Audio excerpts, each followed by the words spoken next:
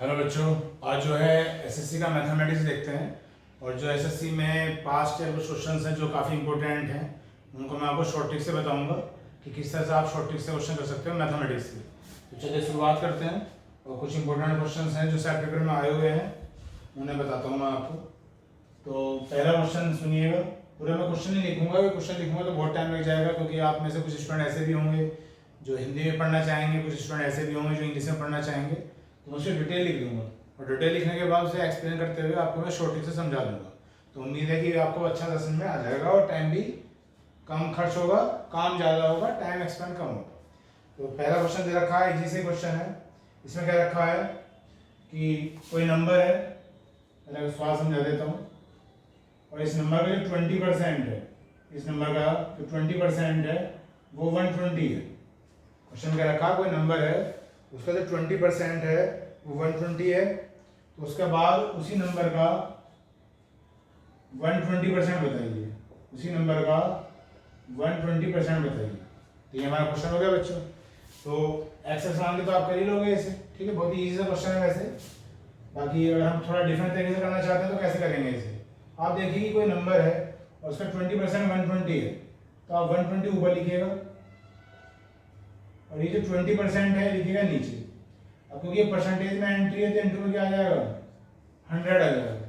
इसका मतलब क्या हुआ कि ये जो 120 है ये क्या है 20% और नीचे भी क्या लिख देगा 20%। तो दोनों वैल्यू जो है सेम हो गई। तो जब भी आप कोई ट्रिक लगाते हो ये दोनों वैल्यू हमेशा सेम होनी चाहिए। अगर मैं इसे सोल्व कर लेता हूँ तो 6 से कट जाएगा और ये कितना आ गया 600 आ गया।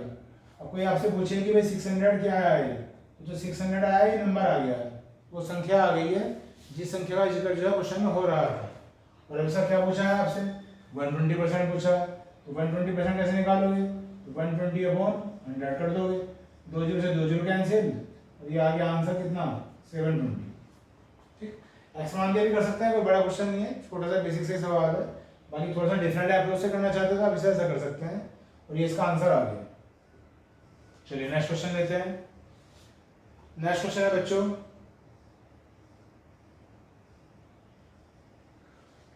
कह रहे हैं कि कोई वस्तु है उसके प्राइस में 10% की कमी हो गई। जैसे मैंने कहा था कि डिटेली बनाऊंगा मैं, 10% का क्या हो गया, रिडक्शन हो गया। इंग्लिश में बोलते हैं रिडक्शन या डिक्रीमेंट बोल सकते हो। रिडक्शन किस चीज में हो गया, कमी किस चीज में हो गई, प्राइस में।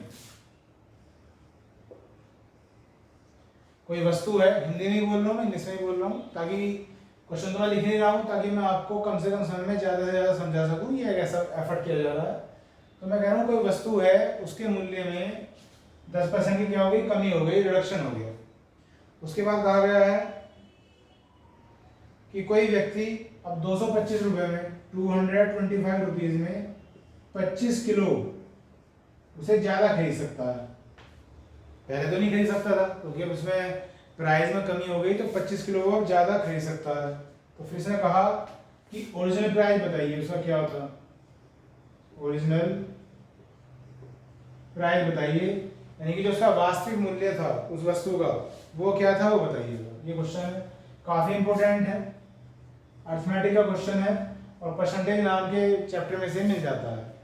तो शॉर्ट ट्रिक से करेंगे, बाकी तरीके तो 2-2 3-3 4-4 होते हैं करने और करवाने के लिए।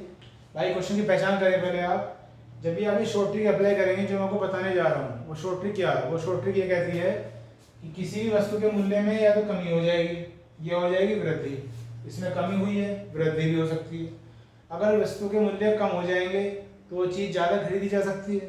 अगर वस्तु के मूल्य में वृद्धि हो जाएगी यानी कि इंक्रीमेंट हो जाएगा तो फिर वो चीज़ कम खरीदी जाएगी। ये तो हो गई उसकी पहचान। अब उसको कहा है ओरिजिनल प्राइस बताओ। तो ओरिजिनल प्राइस निकालने की एक शॉर्ट ट्रिक होती है, वो है बच्चों x into y upon z into 100 minus x. ये इसकी शॉर्ट ट्रिक है, ठीक। अब ये शॉर्ट ट्रिक हमने याद कर ली, एक्स वाई जेड क्या है। तो ये जो परसेंटेज की एंट्री होती है ये तो होता है एक्स, जो रुपीज़ की एंट्री होता है ये होता है वाई, और जो क्वांटिटी होती है ये होता है जेड। ये याद रखेंगे, परसेंटेज की एंट्री क्या है, एक्स है, रुपीज़ की एंट्री क्या है, वाई है, और जो क्वांटिटी है, जो चीज़ कमियाँ ज़्यादा आ रही है, रेट कमियाँ ज़्यादा होने से, वो क्या है, जेड। अब इनकी वैल्यू आप सीधे रख दीजिए यहाँ पे, अब क्या देखते हैं। तो एक्स की वैल्यू क्या है 10 है, वाई की वैल्यू क्या है 225 रुपीज़ है, जेड की वैल्यू क्या है 25 है, और यहाँ फिर 100 माइनस एक्स आ रहा है, तो एक्स कितना होता है 10, 100 में 10 माइनस कर दो क्या आ गया 90 आ गया, और 25 9 जा ये हो गया, 0 से 0 कैंसिल, 9 से 9 कैंसिल, तो क्या आ गया बच्चों, ये आ गया है 1 रुपया, ये आंसर आ गया। ये सब क्या आ गया ओरिजिनल प्राइस आ गया, वास्तविक मूल्य आ गया। वैसे आप तरीके से करेंगे तो हो सकता है 4 5 6 लाइनें चले जाए क्वेश्चन, तो इससे ज़्यादा शॉर्ट ट्रिक याद रखनी पड़ती है ताकि क्वेश्चन बहुत जल्दी से हमारा हो जाए।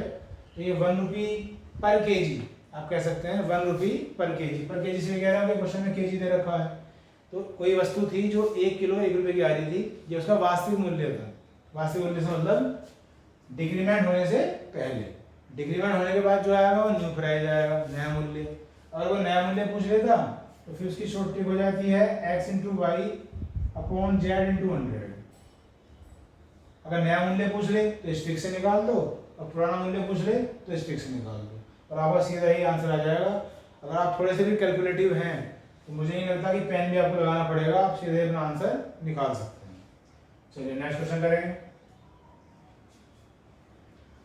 नेक्स्ट क्वेश्चन है बच्चों, ये काफी इंपॉर्टेंट क्वेश्चन है जो आपको करा रहा हूँ, कई बार एग्जाम में आते हैं, ये तो रखा ही मिलता है एग्जाम में, एसएससी का कोई भी एग्जाम हो, किसी भी तरह का एग्जाम हो। नेक्स्ट क्वेश्चन भी काफी फेमस है, मिलते रहता है। क्या रखा है कि 2 डिस्काउंट है, एक डिस्काउंट मान लिया D1 है तो है 30% का, और एक डिस्काउंट है 20% का। डिस्काउंट को हिंदी में छूट भी कह देते हैं, बट्टर भी कह देते हैं, और ये कह रहे हैं इक्विवेलेंट डिस्काउंट बताओ। इक्विवेलेंट को हिंदी में कह देते हैं समतुल्य बट्टा, इंग्लिश में कह देते हैं इक्विवेलेंट। इक्विवेलेंट डिस्काउंट बताओ, मतलब क्या हुआ, मतलब ये होगा कि जो 2 डिस्काउंट दिए जा रहे हैं अलग अलग, अगर इन्हें अलग अलग ना देके एक साथ ही दे दिया जाए और कोई ज़्यादा चेंज ना आए, बिल्कुल मतलब जो पहले स्थिति में था वही दूसरी स्थिति में है, तो उसे इक्विवेलेंट डिस्काउंट कहते हैं। तो इसे करने के भी कई तरीके होते हैं, बाकी कैसे करेंगे देखिएगा। शॉर्टी बताऊँ आपको, जब ये डिस्काउंट का क्वेश्चन आ जाए, डिस्काउंट आपको 2 दे रखे हो, 3 दे रखे हो, 4 दे रखे हो, और आपसे क्या पूछा जाए इक्विवेलेंट डिस्काउंट पूछा जाए, तो आपको करना क्या है कि शुरू में लिखना है 100 माइनस 100। ट्रिक कोई एक नहीं होती, 2 2 3 3 4 4 होती है, मतलब यही क्वेश्चन है हमेशा 5 6 तरीके से कर सकते हैं, बाकी जो मुझे लगता है आपके लिए ईजी है वो मैं आपको बता रहा हूँ।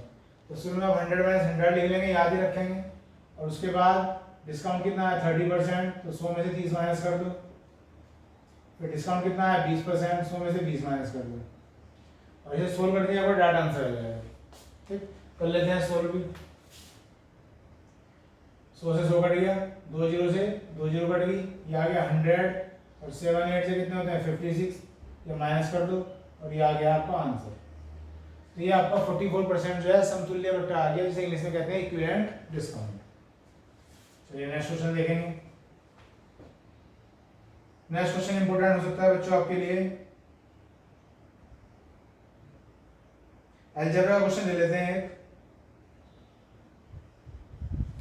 ये है x इजिकल टू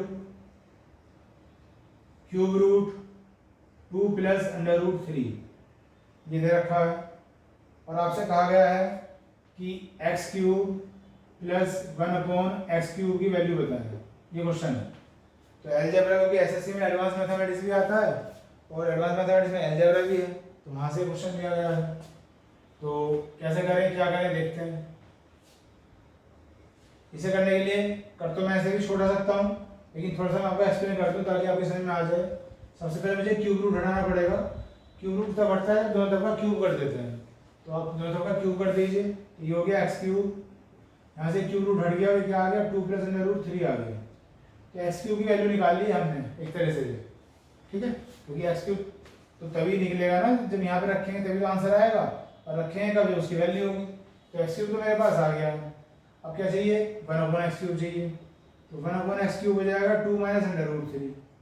ठीक, वैसे 2 माइनस अंडर रूट 3 डायरेक्ट तो नहीं हो सकता, लेकिन इस क्वेश्चन में हो जाएगा क्योंकि जब हम कॉन्जुगेट करते हैं, कॉन्जुगेट समझते हो गया आप, ये हो जाएगा क्या 1/2 प्लस अंडर रूट 3 हो जाएगा, फिर 2 माइनस अंडर रूट 3 को ऊपर से मल्टीप्लाई करेंगे तो तब जाके फिर ये टर्म आएगी। डायरेक्ट हमने इसे ऐसे लिख दिया कि डायरेक्ट कब कब लिखा जा सकता है वो बताऊं पहले मैं आपको। इसका स्क्वायर कर लो, 2 का स्क्वायर कितना होता है 4, अंडर रूट 3 का स्क्वायर कर लो कितना हो गया 3, और 4 में से 3 घटा दो क्या आ गया 1, अगर इनके स्क्वायर का डिफरेंस 1 आए तो आप उसका उल्टा डायरेक्ट लिख सकते हैं और साइन अपोजिट कर देना बस। अगर प्लस है तो माइनस कर दें और माइनस है तो प्लस कर दें। पर मैं हमेशा नहीं कह रहा, मैं तब कह रहा हूँ जब इनके स्क्वायर का डिफरेंस 1 आए। ठीक है, समय बचाना है, हर चीज़ एक्सप्लेन भी हो सकती है लेकिन जरूरत नहीं है एक्सप्लेन करने की। अब जैसे आप इसमें रखेंगे तो ये इससे कट जाएगा, इन्हें जोड़ना है ना, प्लस करना, ये कट जाएगा, 2 और 2 कितना आ गया, 4 आ गया। ये डायरेक्ट आंसर आपका आ गया। यही मैं कह रहा था कि डायरेक्ट आंसर ऐसे ला सकते हैं आप, क्योंकि ये चीज़ अगर आपने कर रखी है क्यूब पर आपने ये आ गया, पता है आपको कि 1/x³ क्या आएगा, 2 - √3 आएगा, √3 से √3 कट गया, 4 पे सीधा आप निशान लगा दीजिए एंड गेट योर आंसर। ठीक, ये आपका क्वेश्चन हो गया। उसके बाद एक क्वेश्चन ट्रिग्नोमेट्री का ले रखा है एडवांस मैथ्स के, ये भी काफी इंपॉर्टेंट है, कई बार आ चुका है। देखिएगा, sin 4θ प्लस cos 4θ, ये क्वेश्चन दे रखा है और आपसे कहा गया है कि इसकी मैक्सिमम वैल्यू बताइए। हिंदी में बोलेंगे अधिकतम मान बताइए, मैक्सिमम वैल्यू कह दीजिए, ग्रेटेस्ट वैल्यू कह दीजिए, हिंदी में अधिकतम मान कह देते हैं, उच्चिष्ट भी कह देते हैं, बहुत सारे शब्द होते हैं। तो ये इसमें कहा गया है। सबसे पहले क्या करें, कैसे करें, इसमें भी अलजेब्रा का फॉर्मूला लग जाएगा। पहले वो फॉर्मूला लिख के दिखा देता हूँ, याद तो होगा ही आपको। a² + b² का फॉर्मूला होता है a + b का होल स्क्वायर माइनस 2ab, ये फॉर्मूला होता है। तो जब आप इन्हें यहाँ रखोगे तो ये इसे कैसे लिख लोगे आप, पावर 2 की पावर 2 लिख के दिखा देता हूँ एक बार, जरूरत तो कुछ नहीं है, बाकी लिख के दिखा देते हैं, समझ में आ जाए थोड़ा सा आपको। ये आ गया, तो इस क्वेश्चन को इस फॉर्म में बना लिया।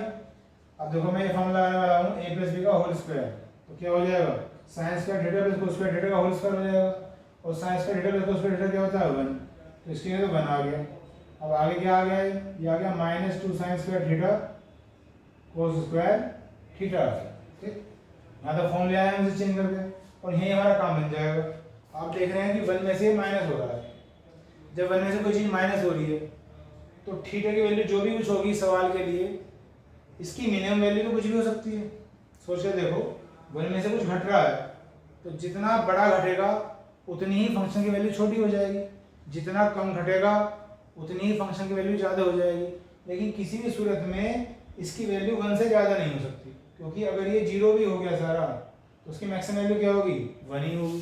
तो इस क्वेश्चन में जो इसका अधिकतम मान है, जो मैक्सिमम वैल्यू है बच्चों, किसी भी सूरत में 1 से ज़्यादा नहीं हो सकता, इसलिए इसकी मैक्सिमम वैल्यू क्या आ गई, 1 आ गई।